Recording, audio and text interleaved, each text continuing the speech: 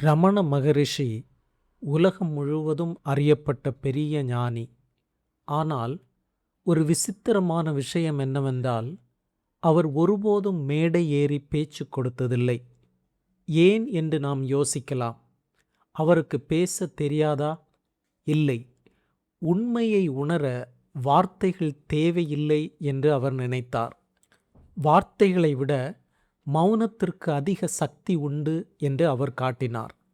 நாம் ஏன் ஆத்மாவை உணர முடிவதில்லை?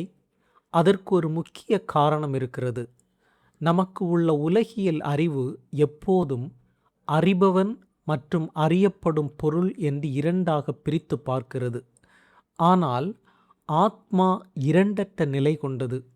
அதை நம் பழக்கப்பட்ட அறிவினால் அளக்க முடியாது. அதனால்தான் ஆத்மா நமக்கு புரிவதில்லை. அகந்தை என்றால் என்ன? அது நான் என்ற ஒற்றை எண்ணம் மட்டுமே. நாம் ஆழ்ந்த உறக்கத்தில் போகும்போது இந்த நான் என்ற எண்ணம் மறைந்து விடுகிறது.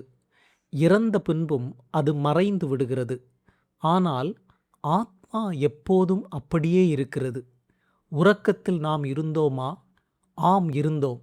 ஆனால் அகந்தை இருந்ததா? இல்லை. இதிலிருந்து தெரிவது என்ன?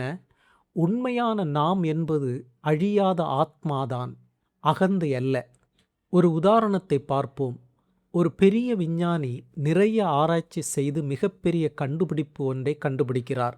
ஆனால் அவர் இரவில் ஆழ்ந்த உறக்கத்தில் போகும்போது அந்த கண்டுபிடிப்பு எங்கே போகிறது? அது மறைந்து விடுகிறது. உறக்கத்தில் அந்த விஞ்ஞானிக்கு ஒன்றும் தெரியாது.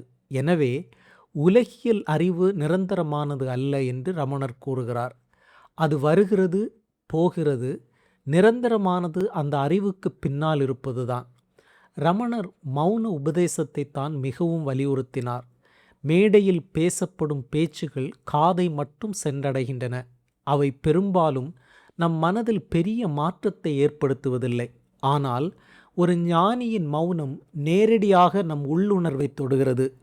அது நம் ஆணவத்தை மெதுவாக கரைத்து உள்ளே இருக்கும் விழிப்புணர்வை தட்டி எழுப்புகிறது. இதனால்தான் பகவான் ரமணர் பேசாமலேயே எத்தனையோ பேரின் வாழ்க்கையை மாற்றினார்.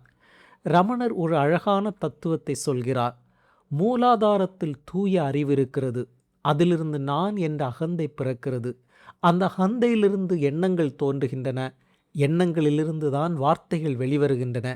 எனவே வார்த்தைகள் என்பது அசல் உண்மையின் கொள்ளுப்பேரன் போன்றது.